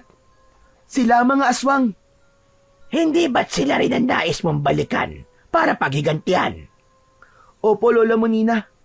Kailangan po sila mapigilan sa kanilang kasamaan, kundi kaawa-awa naman po ang baryo. Mamamatay po ang mga nakatira doon. At baka ganap na pong makuha ng mga masasamang nilalang ang baryong yon. Nakapangako na ako sa'yo, Jordan. Tutulungan kita. Paano po, Lola Monina? Haharapin mo ang mga nilalang na nagpapakalat ng kasamaan sa inyong baryo. Pero Lola Monina, hindi ko po kayang gawin yun eh. Isa lang po akong bata. Wala rin po akong taglay na lakas. Huwag kang mag-alala. Sa bagay na yan ay matutulungan kita, Jordan. Basta't magtiwala ka lamang sa akin. Nakatitig lamang si Jordan sa matandang babae. Pilit na binabasa niya ang reaksyon ng mukha nito. Seryoso ito sa mga sinasabi at nais niyang magtiwala sa pangako ni Lola Monina. Kinabukasan ay nakita ni Jordan ang mga bote na may lamang likido at may kasama pang iba't ibang uri ng dahon ang nakapatong sa ibabaw ng isang maliit na lamesa. Kasama ni Lola Monina ang pamangking si Enteng. Jordan! Jordan! Halika dito! Dali! Lapit ka! Lumapit ang bata sa kinaroroonan ng magtiya. Pinaupo ni Lola Monina si Jordan sa tabi ni Enteng. Gaya ng sinabi ko sa'yo, Jordan, handa kitang tulungan para tapusin ang ginagawang kaguluhan ng mga taong sinasabi mong mga aswang. Nakatingin lamang ang bata kay Lola Monina. Nais niyang pakinggan ang lahat ng sasabihin nito. Ang mga bote na may lamang halamang gamot, yan ang makakatulong sa'yo para magawa mong labanan ang mga kampon ng kadiliman. Hehehe, mahusay Lola Monina ko. Mabagsik siya mangkukulam. Totoo yun. Napaangat ang mukha ni Jordan sa sinabi ni Enteng. Hindi makapaniwala sa sinabi ng pamangkin ng matanda. Ano po? Mangkukulam po kayo, Lola Monina? Ama ka, pero hindi gaya ng iniisip mo mangkukulam, Jordan. Hindi ko ginagawa ang pangkukulam para parusahan ng isang taong walang kasalanan. Mga taong may maiitim na budhi, mga taong mapanlamang sa kapwa, at hindi nabubuhay ng patas ang taong pinatitikim ko ng aking galit. Dahil karapat-dapat lamang silang parusahan at paghigantihan. Pero, Lola Monina, paano po ako makakaganti at mapapatigil po ang kasamaan ni na Aling Persida? Isa sa mga boteng nakikita mo ay may lamang likido at nagtataglay ng mutya mula sa buto ng mansanas. Ano po? Mutya po galing sa buto ng mansanas? Tama ka ng pagkakarinig, Jordan. Buto ng mansanas. Ang bawat lagok mo sa likidong nasa loob ng bote ay magbibigay sa'yo ng pambihirang katangian. Habang may bisa sa katawan mo, ang likido na pinagbabaran sa mutya mula sa buto ng mansanas, anumang sugat sanhi ng kahit na anong sandata ay kusang maghihilom. Magbibigay din sa iyo to ng liksi sa pagkilos at lakas na kailangan para harapin mo ang mga aswang. At hindi lang yon. Heto, kunin mo ang maliit na supot na ito. Lola Monina, ano naman po ang laman nito? Buto ng mansanas. Pambihirang buto ng mansanas. Ang bawat buto na yan ay katumbas ng isang granada. Maaari mong gamitin yan para pasabugin ang katawan ng mga aswang. Balit, maging maingat ka sa paggamit yan dahil maaaring maapektuhan din ang kahit na sino sa pagsabog. Lola Monina, hindi ko po akalain na ang buto pala ng mansanas ay may pambihirang katangian laban po sa mga aswang. Tama ka, Jordan. Hindi lang yan alam ng ibang tao. Dahil bibihira ang taong binibigyan ng kaalaman tungkol sa mutya ng mansanas. Bigay kay Tia Monina, kaibigan niya Engkanto. Ha? Bigay po sa inyo ng engkanto? Totoo po ba yun? Oo, Jordan. Tama si Enteng. Minsan ay may isang engkanto na humanga sa akin.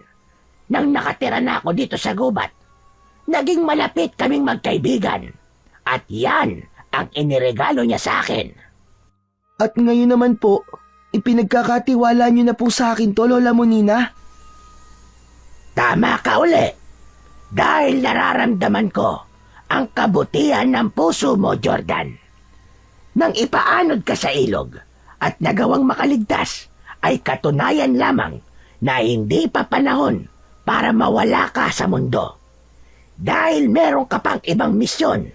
At yun nga ay ang maging kasangkapan para lipulin ang mga masasamang nilalang na nanggugulo sa inyong baryo. Kaya naman alam kong maaasahan ka at mapagkakatiwalaan, Jordan.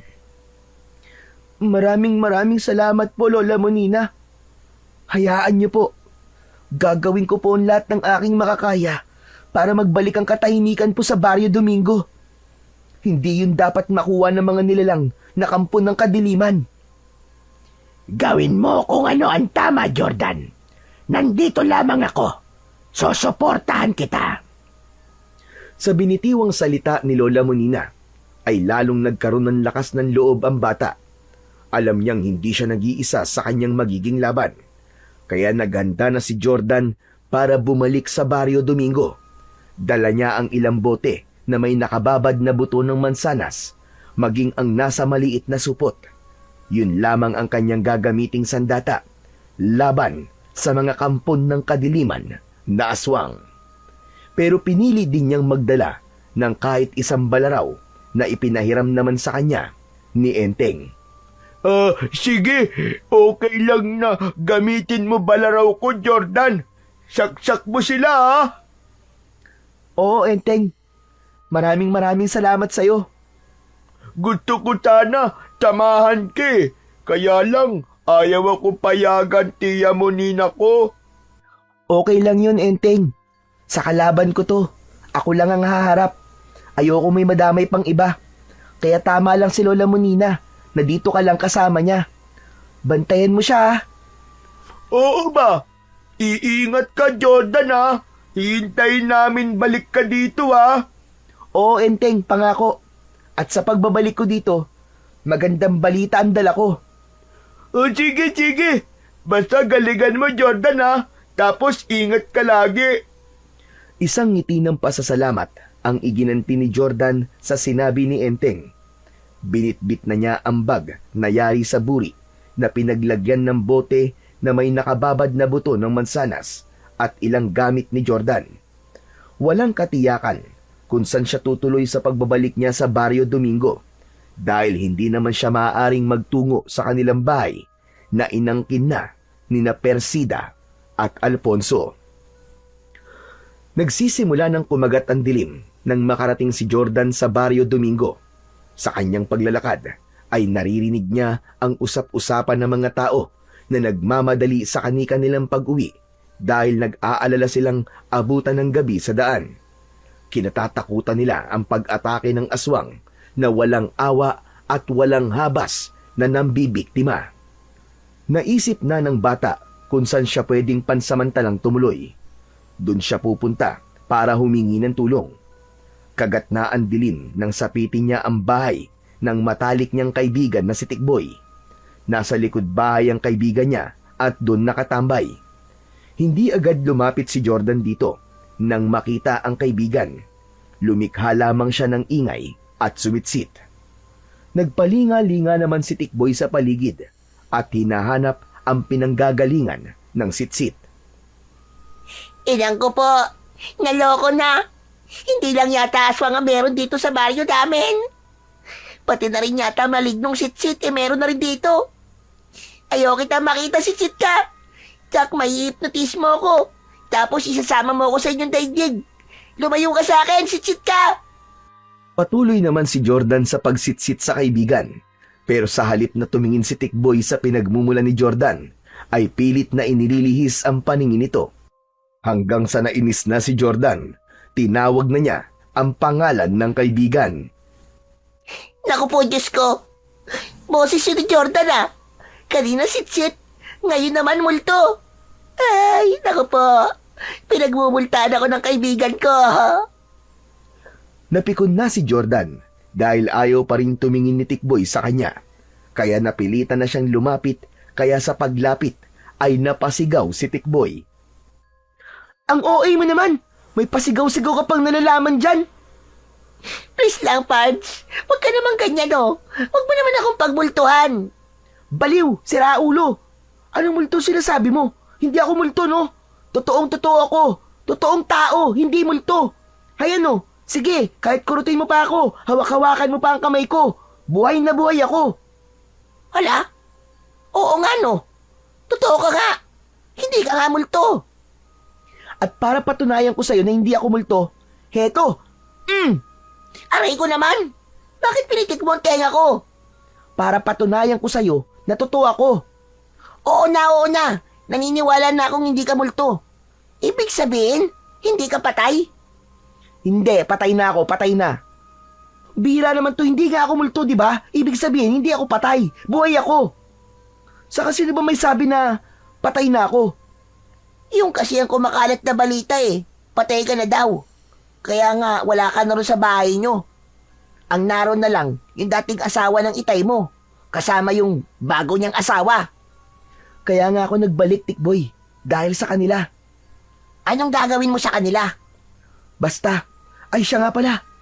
Wala kasi ako matutuluyan Pwede bang dito muna ako sa inyo? Kahit ilang araw lang. Oo naman, tamang-tama. Wala si nanay at tatay. Umuwi sila ng Pangasinan.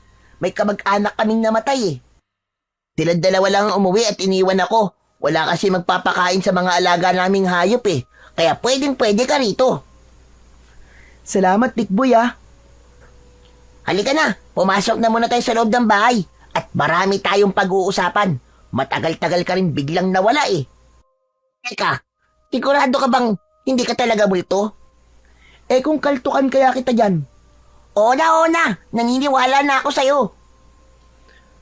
Naganda muna ng pagkain si Tikboy para sa kanyang kaibigan. Pagkatapos kumain, ay nagkwentuhan ang dalawa. Ikinuwento ni Jordan sa matalik na kaibigan ang mga nangyari sa kanya. Pero ang hindi niya sinabi ay ang pakay niya kung bakit siya bumalik sa baryo. Bagamat alam niyang may idea na si Tikboy ng kanyang pagbabalik. Hating gabi at mahimbing nang natutulog si Tikboy. Subalit gising na gising pa rin ang diwa ni Jordan. Unang gabi niya yon para simulan ang kanyang pakay sa Barrio Domingo.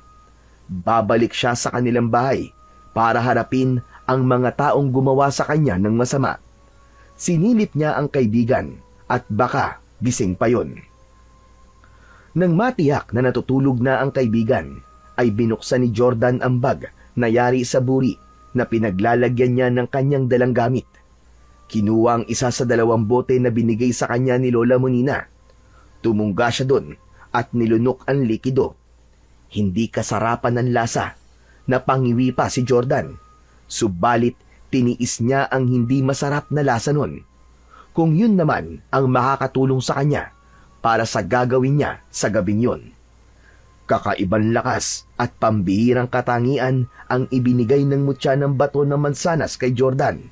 At yun ang kanyang kailangan. Tinaak na ng bata ang daan patungo sa kanilang bahay. Dala niya ang balaraw na maaari niya ring maging sandata laban sa mga aswang. Maging ang supot na may lamang mga buto ng mansanas. Habang naglalakad si Jordan, ay may kakaiba siyang nararamdaman. Pakiwari niya ay may nagmamasid sa kanya. Habang patungo sa dati nilang bahay na tinitirahan ni Persida. Maya-maya pa, nang malapit na siya sa kanilang dating bahay, ay humarang nga sa kanyang unahan ang ilang aswang asbo. Umaangil na tila asong nauulol. Nakahanda ang mga aswang upang atakihin na ang bata. Mahigpit niyang hinawakan ang kanyang balaraw. Hindi sanay sa pakikipaglaban si Jordan, kaya naroon ng kaba at pagkabahala sa kanya.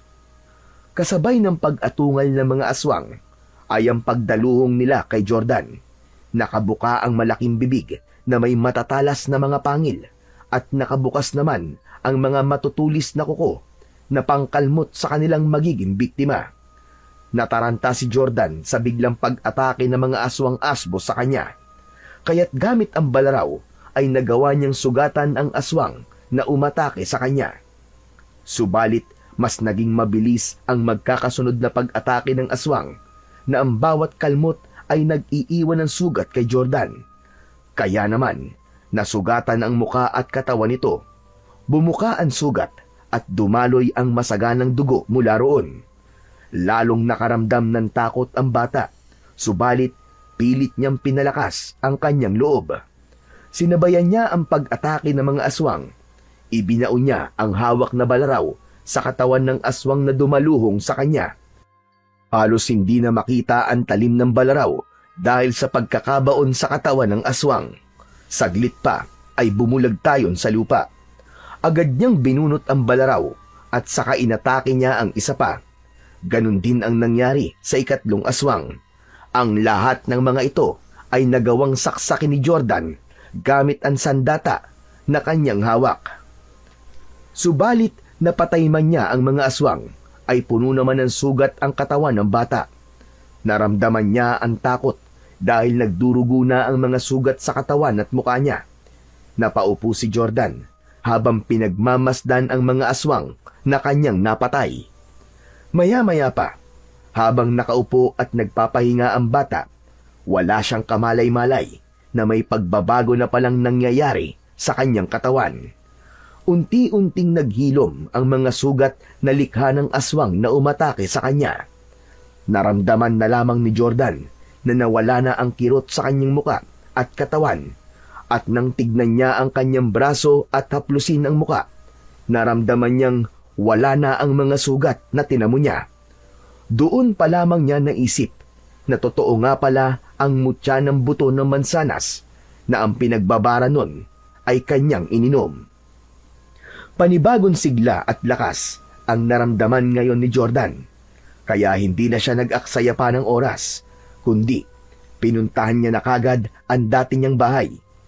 Tahimik doon na tila walang tao. May pintuan sa likod ng bahay at doon siya pumasok.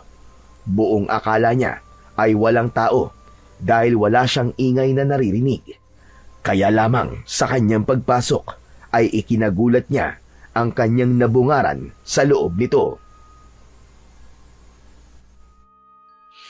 Akala ko kung sino ang pangahas na nagtangkang pumasok dito sa loob ng aking bahay. Ang kapal mo! Paano mo nasabing bahay mo to? Ako ang may-ari nito! Sa akin na ito ngayon.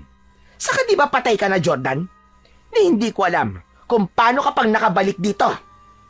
Si Persida lamang ang nasa loob ng bahay ng mga sandaling yon.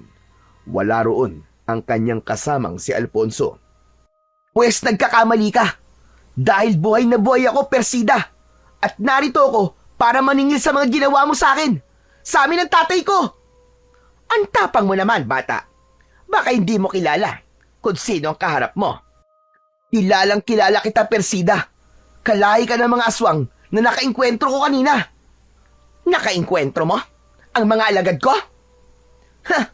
Alaga mo pala sila at wala silang binatbat. Anong ibig mo sabihin? Bakit nakakagulat ba ang sinabi ko? Gumagawa ka lamang ng kwento. Akala mo yata ay mapapaniwala mo ko. Dahil isa ka lamang pangkaraniwang bata. Alam ko yon. Kung pangkaraniwan lang ako, sa tingin mo ba ay makakabalik ako rito? Matapos mong ipag-utos sa lalaking kasama mo, natapusin ako? Hindi pa rin ako naniniwala sa iyo. Ngayon masusubukan ko kung hanggang saan ang yabang at kakayahan mo, bata. Akala mo yata ay natatakot ako sa iyo. Biglang nagbago ang anyo ni Persida. Naging mabangis na aswang na handang harapin si Jordan. Subalit bago pa umatake si Persida sa anyo ng aswang, mula sa kung saan, ay biglang humarang naman ang isa pang halimaw. Yun ay walang iba kundi si Alfonso, na nasa anyo na rin ng aswang at galing ito sa labas ng bahay.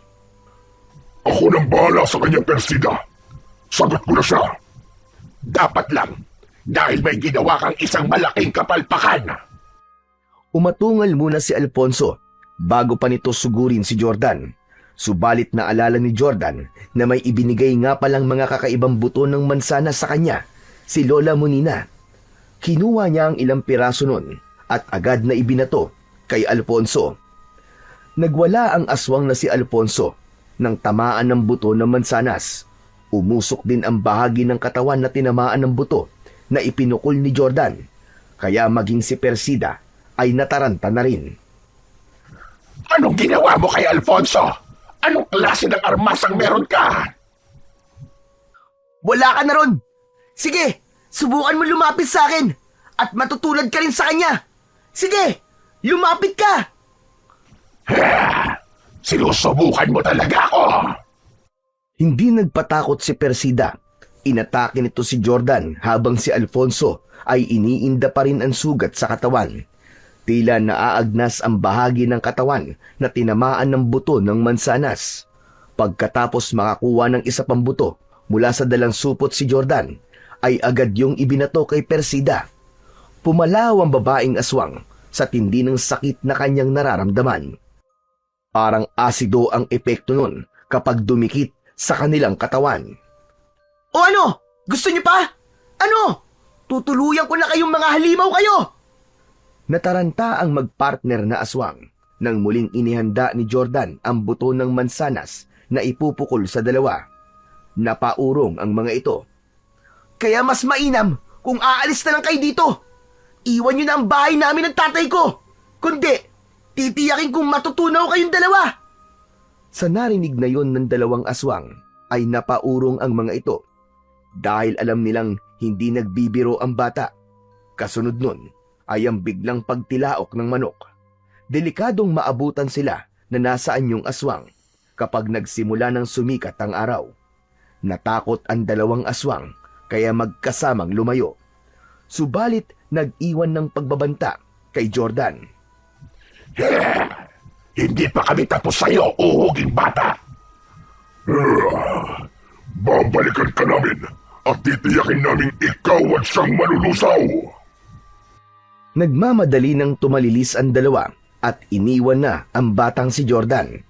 Sa pagsikat ng araw ay ganap nang nagliwanag sa loob ng bahay. Pinagmamasdan ng bata ang bahay na dati puno ng masasayang alaala nila ng kanyang tatay. Malaki na ang ipinagbago nito, marumi na at makalat. Naroon din ang amoy na hindi kaaya-aya. Samantalang nang nakatira pa siya roon, ay nagagawa niyang linisan lagi dahil lumaki siyang tinuruan kung paano panatilihing maayos ang kanilang tirahan.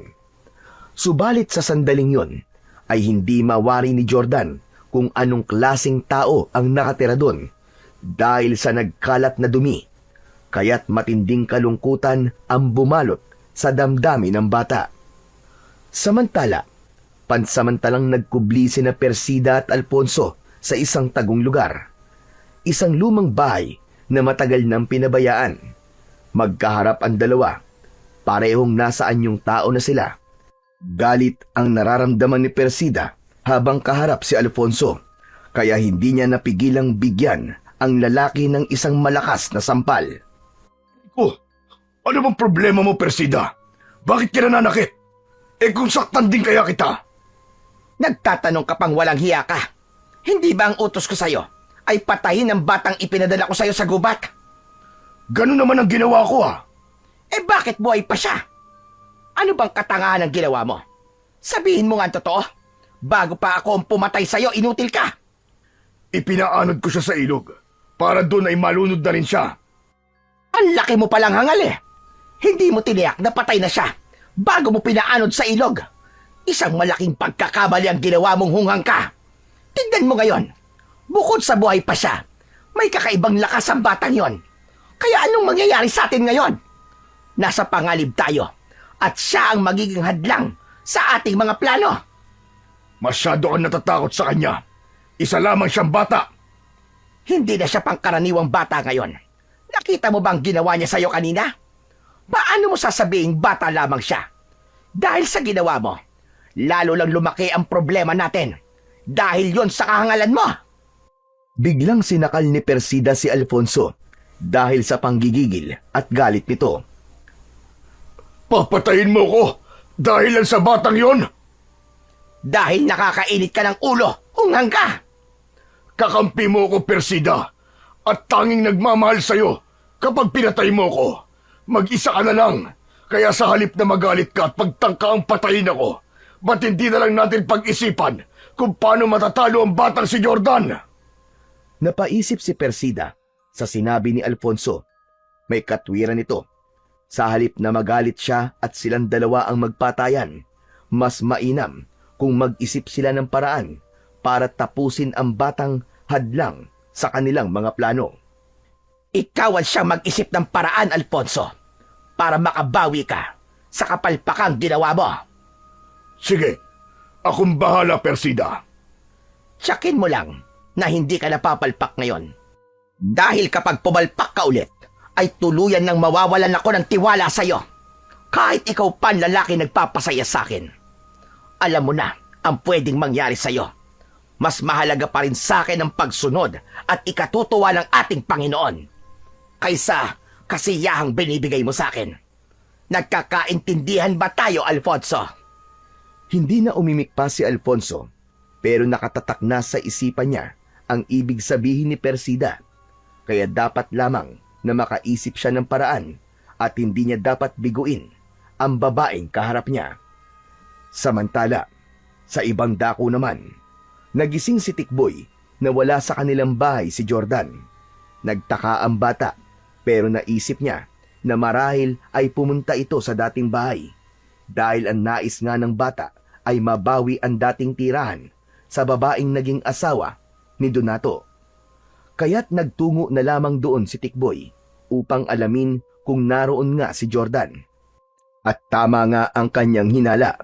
Inabutan niya nga roon ang kanyang kaibigan na abalang naglilinis. Hindi kasi kinaya ni Jordan ang matinding kalat na nakikita niya sa loob ng bahay, kaya nagkusa siyang linisan ito. Lalo na't iniwan na ito ni na Persida at Alfonso sapagkat natakot na sa kanya. Sabi ko na nga ba't nandito ka lang, Pards Uy, ikaw pala, Tikboy. Pasensya ka na. Hindi ako nakapagpaalam sa'yo. Kasi ang sarap-sarap ng tulog mo nang umalis ako kanina Ayos lang yon. Pero teka, akala ko nandito yung dalawa. Sina Aling Persida at yung lalaki niya. Umalis na sila. At malamang, hindi na sila babalik pa. Talaga? Nagawa mo silang paalisin? Natakot sila sa'yo? Oo, kaya nabawi ko na ang bahay namin ni tatay. Hindi ko talaga hayaang sirain nila ang bahay na to at angkinin. Saka tignan mo, binaboy pa nila ang daming kalat. Parang hindi tao ang nakatira. Mukhang tama ka doon, Jordan. Baka nga hindi tao sina Aling Persida. Kasi nga ang totoo, pinagdududahan na sila eh. Yun nga lang, wala pang katibayan na masasama sila. Na sila ang mga aswang. Tikboy, kung sabihin ko sa yung totoong sinabi mo, na aswang nga sila, maniniwala ka ba? Pwede naman. Kaya lang kung talagang aswang sila, paano mo silang napalis? Ibig ba't sabihin may panlaban ka sa mga aswang na kagaya nila? Napangiti na lamang si Jordan. Hindi pa oras para sabihin niya sa kanyang kaibigan ang totoo. Nakakamiss din kasi tong bahay namin, Tikboy Kaya dito muna ako. Sigurado ka ba? Baka kasi hindi ka ligtas dito eh. Huwag mo akong alalahanin. Kaya ko nang protektahan ang sarili ko. Balikan naman natin ang magpartner na aswang na sina Persida at Alfonso. Masayang ibinalita ng lalaki ang kanyang nabuong plano. Ipinaliwanag niya yon at dinitalye upang maunawaan ni Persida.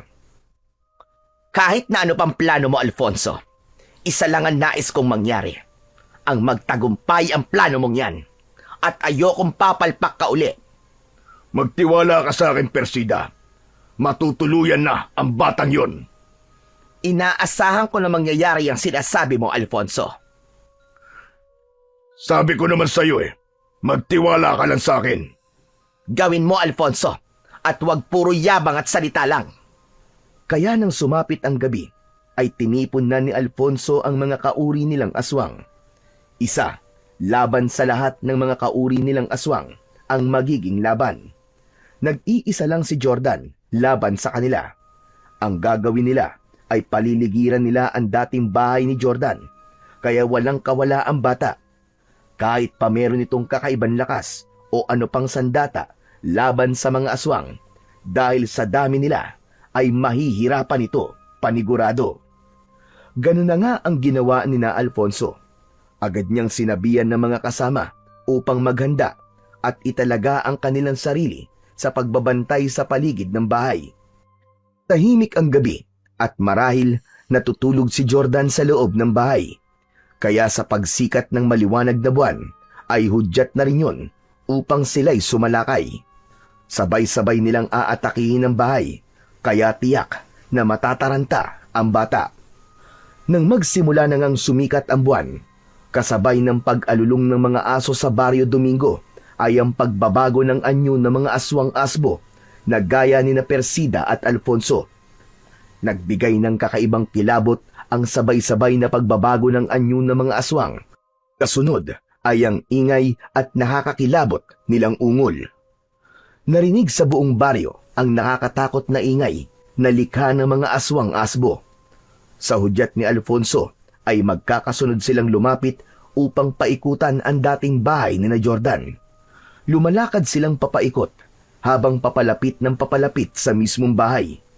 Bukod sa mga nakapaligid na aswang, ay may mga bantay sa iba pang lugar upang tiyakin na hindi makakatakas ang bata.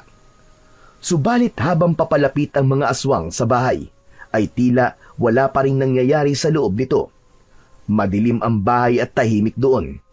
Dahil sa pagtataka ni Alfonso, na tila walang Jordan na lumalabas o kahit sumilip man lang sa bintana, kaya napilitan si Alfonso na pasukin na yon. Ganun na lamang ang pagtataka niya dahil wala nga sa loob ng bahay si Jordan. Nagngingit-ngit sa galit ang aswang na si Alfonso dahil pakiwari niya'y maiisahan na naman siya ni Jordan. Habang nakapaligid ang aswang sa loob ng bahay, ay isang malakas na sigaw ang kanilang narinig. Hoy mga pangit! Ako ba ang hinahanap nyo? Mga kadiring aswang! Halos sabay-sabay na lumingon ang mga aswang sa lugar na pinagmulan ng boses ni Jordan. Hindi sa bahay na yon nagpalipas ng gabi ang bata, kundi umuwi ito kina Tikboy. Ayon sa pakiusap ng kaibigan, kaya maling-mali ang kutob at naging plano ni na Alfonso para atakihin nila ng sabay-sabay ang bata na wala naman pala sa bahay nito. Muli, nabigo si Alfonso. Yan ang hirap sa inyong mga aswang Hindi nyo ginagamit ang mga utak nyo! Mga hunghang! Sinusubukan mo talaga kung buwisit ka! Ikaw ang buwisit dahil sa ginawa mo sa akin. Napakasama mo! Katulad mo ang mga aswang na kasama mo! Nagpupuyo sa galit si Jordan. Alam niyang hindi niya kakayaning harapin ng sabay-sabay ang mga aswang kapag umatake ang mga ito. Kaya may paraan siya para lipulin ang mga kampon ng kadiliman sa isang paraan lamang. Konti na lamang natitirang buto ng mansanas, kaya hindi ko na to dapat masayang pa. Mula sa kinaroroonan ni Jordan ay mahigpit niyang hinawakan ang ilang piraso ng buto ng mansanas na gagamitin niya para tapusin ang mga aswang. Mabilis ang ginawa niyang pagtakbo papalapit sa kinaroroonan ng grupo ng mga halimaw. Saka isinaboy sa tumpok ng mga ito ang natitirang sandata. Nang dumikit sa katawan ng mga kampon ng kadiliman ang pambihirang buto ng prutas, ay nagsipagputukan ito kasabay ang pagkakaroon ng usok. Pumalahaw ang mga aswang sa tindi ng sakit na nararamdaman. Gusto namang makaligtas ni Alfonso, kaya ibig niyang tumakas. Pero sinalubong siya ni Jordan at buong lakas na inulos ang aswang gamit ang kanyang balaraw. Agad na umagos ang dugo mula sa katawan ng aswang na si Alfonso. Nagkakagulo at sumisigaw na ang ibang mga aswang dahil sa pinsalang lika ng pambihirang buto. Si Alfonso naman ay nagwawala habang lumalaki ang mga sugat sa katawan. Nakita naman ni Persida ang mga pangyayari at hindi siya makapaniwala na isang paslit na gaya ni Jordan ang gagawa ng ganong kalaking perwisyo sa mga kauri niyang aswang. Gaya ng nabitiwang salita ni Persida, ang magiging kapalpakan ni Alfonso ay magbibigay sa kanya ng parusa. Subalit, hindi na maparusahan ni Persida si Alfonso dahil agad na binalingan ni Jordan ang babaeng aswang. Hindi rin siya papayag pang magpatuloy ang pag-aasik nito ng kasamaan, kaya hawak ang balaraw na hinugot mula sa katawan ni Alfonso ay buong bilis niyang inatake si Persida. Sa gawing leeg niya itinusok ang balaraw, kaya naman pumulandit pa ang dugo ng babaeng aswang. Dahil may natitira pang buto ng mansanas, ay hindi na niya sinayang pa ang pagkakataon na yon para ganap ng tapusin ang babaeng naging dahilan ng kamatayan ng kanyang ama. Habang sumisirit ang dugo sa leeg ni Persida, ay nakabuka ang bibig nito, kaya doon isinubo ni Jordan ang nalalabing huling buto ng mansanas. Pagkatapos na mailagay ng bata ang buto sa bibig ni Persida, ay umusok ang bibig nito. Tila gumalaw at lumulobo ang ulo ng babaeng aswang. Saglit pa ay bigla yung sumabog na parang isang granada.